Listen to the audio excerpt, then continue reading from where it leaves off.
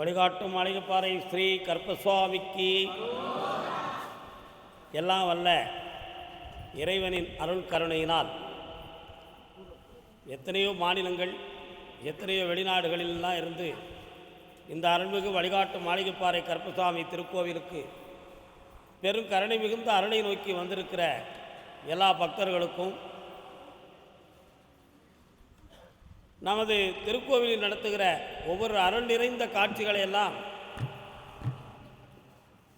YouTube channel மூலமாக உலகமெங்கும் பார்த்து தன் உள்ளத்துக்குள்ளே பிரார்த்தனை செய்து கொண்டிருக்கிற எல்லா பக்தர்களுக்கும் உங்கள் அனைவருடைய எண்ணங்களும் எந்நாளும் ஈடேறி இந்த பூவிர்கள் புனிதமான வாழ்வை நீங்கள் பெற்று நலமுடன் வாழ வேண்டும் என்று சொல்லி உங்களுக்காக பிரார்த்தனை செய்து கொள்கிறேன்.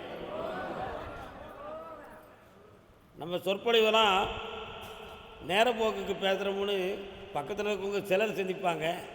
ஆனால் உலகமெங்கும் இந்த சொற்பொழிவு எல்லாரும் செவியிலும் சிந்தனையிலும் ஊடுருவி போய்கிட்டு இருக்கு. கரைப்பார் கரைத்தால் கல்லும் கரையும் என்பதைப் போல, கல்லும் கரையும் கல்மனசும் உருகும் என்பது போல, நல்ல கருத்துக்களை, நல்ல தத்துவங்களை, நல்ல ஞானத்தை பேசக்கூடிய முறைகளோடு பேசினால் எத்தனையோ உள்ளங்கள் சீர்திருந்தும்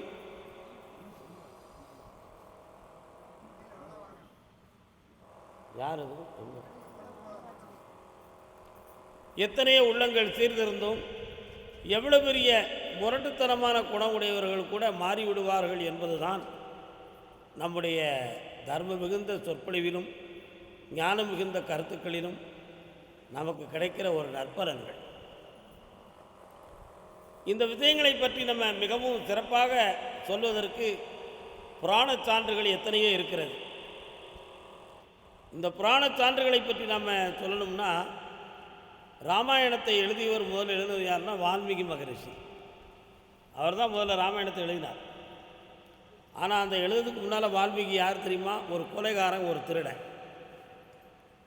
வட இந்தியாவில் வேடர்கள் குலத்தில் பிறந்த ஒரு கொலை வேடன், உயிர்களை கொலை செய்து சமைச்சு சாப்பிட்டு வந்த மலை வழிகளிலே வரக்கூடிய மக்கள்கிட்ட வழிப்பறி கொள்ளைகளை நடத்தி தன் பிழைப்புகளை நடத்தி கொண்டிருந்தவர் தான் வால்மீகி என்பவர்.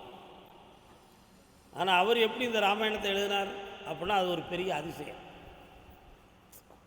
அந்த அதிசயத்துக்குரிய ஒரு மேட்ரு எப்படின்னா, ஒரு நாள் இந்த வால்மீகி தன்னுடைய வில்லையும் அம்பையும் எடுத்து வெளியே சென்று கொண்டிருக்கும் பொழுது வானூரிலிருந்து நாரத முனிவர் கீழே இறங்கி வந்தார். அவருடைய அணிகலன்கள், அவர் தோற்றத்தெல்லாம் பார்த்தவன் பெரிய செல்வந்தன். இவன் இருக்கக்கூடிய செல்வங்களை கொள்ளையடித்து விட்டால் பல காலம் நம்ம எங்கேயும் கொள்ளையடிக்க போக வேண்டாம், இதுவே நமக்கு போதுமானதாக இருக்கும் என்று நினைத்து அம்பை கொண்டு போய் நாரதருடைய மார்புக்கு நேரம் நீட்டினான். அவர் உடனே சிரித்தார். வால்மீகி, என்னை துரத்தி என்னை மிரட்டி நீ பெறப்போவது என்னப்பா அப்படின்னு கேட்டார். இதோ உன்னுடைய மேனில் இருக்கக்கூடிய முத்து பவளங்கள் போன்ற மாலைகளை எல்லாம் எனக்கு நீ தர வேண்டும். தருவதெல்லாம் ஒன்றும் பிரச்சனை இல்லை, எவ்வளோ காலம் கழித்தாலும் எனக்கு அது கிடைத்திடும். ஆனால் இதையெல்லாம் கொண்டு போய் நீ யாருக்கு சேர்க்கப் போகிறாய் என்று கேட்டார். என்னுடைய பெற்றோர்களுக்கும் என் குடும்பத்துக்கும் சேர்க்கிறேன். அப்படியா, சரி பரவாயில்ல, இந்தா கொண்டு போய் கொடு என்று தன்னுடைய நகைகளை எடுத்து காட்டி கையில் கொடுத்தார். பரவாயில்லையே, மிரட்டல் இல்லாமல் சண்டை இல்லாமல் நீ தந்துட்டிய அப்படின்னு வால்மீகி சொன்னார். ஒன்றும் பிரச்சனை இல்லைப்பா, நான் சொல்கிறத செஞ்சுட்டு வா நீ முதல்லன்னார். என்ன செய்ய வேண்டும் அப்படின்னு கேட்டான். இந்த முத்துக்களையும் பவளங்களையும் கொண்டு கொடுக்கும் பொழுது யார்கிட்ட போய் கொடுக்க போறியோ அவங்கள்ட்ட சொல்லு, நான் இதுவரை கொண்டு வந்து உங்களுக்கு கொடுத்த இந்த செல்வங்கள்லாம் பல பாவங்கள் செஞ்சு தான் கொண்டு வந்து நான் கொடுத்துருக்கேன். அதனால் இந்த நகையெல்லாம் நீங்கள் வாங்கிக்கிட்டீங்க. ஒரு முனிவர் சொன்னார், நான் செஞ்ச பாவத்துக்கு தண்டனை உண்டுன்னு சொல்லியிருக்கிறாரு. நான் சம்பாத்தியம் பண்ணி கொண்டு வந்த இந்த நகைகளில் உங்களுக்கு பங்கு இருக்கலாம், என்னுடைய தண்டனையில் நீங்கள் கொஞ்சம் பங்கெடுத்து கொள்ள முடியுமான்னு நீ கேட்டுட்டு வான்னு சொல்லிவிட்டார். எப்படி அருமையாக சொன்னார் பாருங்க. நான் கொண்டு வந்த பொருள்லையும் பொருளையும் உனக்கு பங்கு இருக்குது, ஆனால் எனக்கு கிடைக்கக்கூடிய தண்டனையில் உங்களுக்கு பங்கு உண்டு, அதை நீங்கள் ஏற்றுக்கொள்வீர்களான்னு நீ கேட்டுட்டு வான்னு சொல்லிவிட்டார். இவர் போகும்போதே அப்படி சிந்தனை பண்ணிக்கணும், தண்டனையா, அது யார் கொடுக்க போகிறா, கடவுளா, அதுலேருந்து மீள முடியாத, இது ஒரு பெரிய விஷயமா இருக்குன்னு சொல்லி இந்த நகரத்தெலாம் கொண்டு போய் அவங்க அப்பாட்டையும் அம்மாட்டையும் கொடுக்கும்போது, நான் இதுவரை தந்த செல்வங்கள்லாம் நீங்கள் நல்லா அனுபவிச்சிட்டீங்க, ஆனால் ஏதோ கடவுள் எனக்கு தண்டனை கொடுக்க போகிறதாக ஒரு முனிவர் சொன்னார், அதில் நீங்கள் கொஞ்சம் பங்கெடுத்துக்கிட முடியுமான்னு கேட்டாங்க. யார் கேட்டா? வால்மீகி தன் குடும்பத்தார்கிட்ட கேட்டார். அவங்க சொன்னாங்க, செஞ்சது நீ தான், தண்டனையை நீ தான் அனுபவிக்கணும், அந்த பொன்பொருளை வேணால் நாங்கள் அனுபவிச்சுக்கிட்டோம்னாங்க. அருமையான வார்த்தை. நீ கொண்டு வந்த பொன்பொருளை நாங்கள் அனுபவிச்சுக்கிடுவோம், தண்டனையை நீ தான் அனுபவிக்கணும், நீ தானே செய்த, அது உனக்கு மட்டும்தான் அப்படின்னு சொன்னாங்க. அப்படி வால்மீகி நின்றார், உணர்ந்து பார்த்தான். இதுவரை வச்ச பாசம், யாருக்காக இதை போராடி செல்வத்தை சேர்க்க வேண்டும் என்று நினைத்தோமோ அந்த எண்ணம், இவையெல்லாம் வீணாயிடுது. நாம் கொடுக்கிற செல்வத்தின் மீது இருக்கின்ற ஒரு பற்று நம்முடைய துயரத்தில் பங்கெடுத்துக் கொள்ள யாரும் விரும்பவில்லை. ஆகையினால் நாம் வைத்த பாசம் தவறானது, நாம் வைத்த பற்று தவறானது, இவர்களுக்காக தர்மத்துக்கு மீறி நாம் செய்யப்பட்ட இந்த தவறு முற்றிலும் தப்பானது, என்னை உணர வைத்து விட்டான் அந்த முனிவன் சொல்லி அவரை தேடி போயிட்டார். பெற்றோர்களை விட்டு பிரிஞ்சு போயிட்டார் வால்மீகி. பிரிஞ்சு போய் பார்த்தா நாரதர் ஒரு இடத்துல இருந்து ராம் ராம் ராம்னு சொல்லிக்கிட்டு உட்கார்ந்துருந்தார். நாராயணா நாராயணன்னு சொல்லிட்டு, நாரத முனிவரே, தாங்கள் கூறியது போல் என் பெற்றோரிடம் கூறினேன், பொருள்தான் எனக்கு, தண்டனை உனக்கு என்று சொல்லிவிட்டார்களே, இப்பொழுது நான் என்ன செய்ய வேண்டும்னாரு.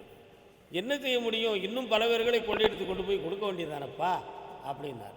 இனி இத்தொழிலை நான் செய்ய மாட்டேன் சுவாமி, இந்த உலகத்தை நான் புரிந்து கொண்டேன், நான் கொடுக்கிற செல்வத்தில் பங்கெடுத்து கொண்டவர்கள் நான் பெறக்கூடிய துயரத்தில் பங்கெடுக்கவில்லை என்றால் யாருக்காக நான் இதை செய்ய வேண்டும், அவர்கள் மீது நான் பாசம் வைத்து என்ன பலன் இருக்கிறது, பற்று வைத்து என்ன பலன் இருக்கிறது, இது அத்தனையும் தவறென்று உணர்ந்தேன்.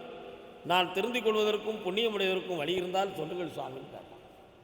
யார்? வால்மீகி கேட்டார். உடனே கம்பன் அதை பற்றி ஒரு கவி இருக்கு. நாரணன் விளையாட்டெல்லாம் நாரத முனிவன் கூற, சீரணியா மொழியில் பூரணமாய் தத்துவமதை, தோரணமா கதையில் காரணமாய் சொல்லி கருத்துரைத்தான். எம்பெருமான் நாராயணனுடைய அவதாரத்தில் ஸ்ரீராமனாக பிறக்க போறாரு தசரத சக்கரவர்த்திக்கு. அவனுடைய ஒவ்வொரு வரலாறுகளையும் நீ எழுதி கொண்டே இருந்தாய் என்றால் உன்னுடைய பாவமெல்லாம் விலகும்னு சொன்னார். யார்? நாரதர் சொன்னார். தசரதனுக்கு மகனாக பிறந்து ஸ்ரீராமன் வளர்ந்து வாழ்ந்து கொண்டிருக்கிறார். அவனுடைய சான்றுகளை, அவனுடைய சரித்திரத்தை நீ இந்த உலகுக்கு எழுதிவிட்டால் உன்னுடைய பாவமெல்லாம் தீரும்னு சொன்னார். உடனே எழுத்தறியேன், படிப்பும் அறியேன், என் செய்வது சுவாமின்னு கேட்டான். ஒவ்வொரு நாளும் உட்கார்ந்து ராம் ராம் ராம் என்ற வார்த்தையை நீ சொல்லிக்கொண்டே இரு, உனக்கு ஒரு ஞானம் கிடைக்கும். அந்த ஞானத்தில் கிடைக்கின்ற காட்சிகளை எல்லாம் ஒவ்வொரு குறியீடு வார்த்தைகளால் எழுது, அதுவே சரித்திரமாக மலரும்னு சொன்ன. யார்? நாரதன். அப்படி சொல்லிக் கொண்டிருக்கும் பொழுது உட்கார்ந்து ராம் ராம் ராம்னு சொன்னார். எதிர்பாராமல் ஆகாயத்திலிருந்து ஒரு பெருஞானத்தின் ஒளி வால்மீகியினுடைய மேனியை தொட்டது. அந்த ஒளி கிடைத்த உடனே புதிய உணர்வுகள், புதிய கருத்துக்கள், புதிய சிந்தனைகள் தோன்றி ஸ்ரீராமர் எங்கே இருக்கிறார், எப்படி இருக்கிறார் என்ற ஒவ்வொரு விஷயமும் ஞானத்தில் தோன்றி குறியிட்டு வந்தார். அந்த குறிப்புகள் தான் என்னாச்சு, ராமாயணமாக இந்த உலகுக்கே கிடைத்தது. அதே ஸ்ரீராமன் அன்னை சீதாதேவிக்கு முதல் குழந்தை லவனாக பிறந்து, சீதைக்கும் ராமனுக்கும் அடுத்த குழந்தை குசன் நாராயணனே வந்து குழந்தையாக அவதரித்து வந்து லவன் குசன் என்று 2 குழந்தைகள் வனத்தில் இருந்தார்கள். அந்த 2 குழந்தையவும் அந்த சீதாதேவியவும் தன்னுடைய ஆசிரமத்திலே எடுத்து வளர்த்து காப்பாற்றி வளர்த்து வந்தார். எவ்வளோ பெரிய கொள்ளைக்காரனுக்கு கிடைச்ச ஒரு மாபெரும் பாக்கியம் அது.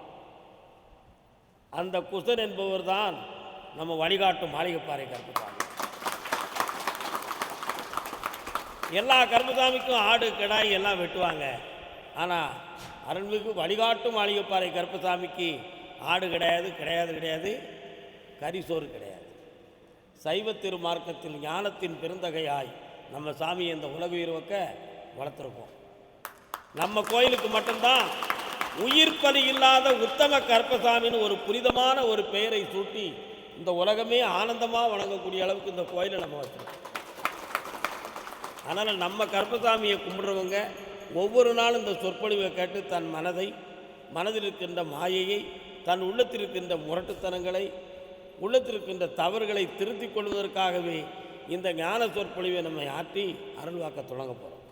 நம்ம எல்லாருடைய மனதிலும் நம்ம ஐயா கருப்பசாமியுடைய நினைவுகள் இருக்க வேண்டும். எல்லாருடைய உணர்வில் அவருடைய அருள் கருணை பதிவாக இருக்க வேண்டும்.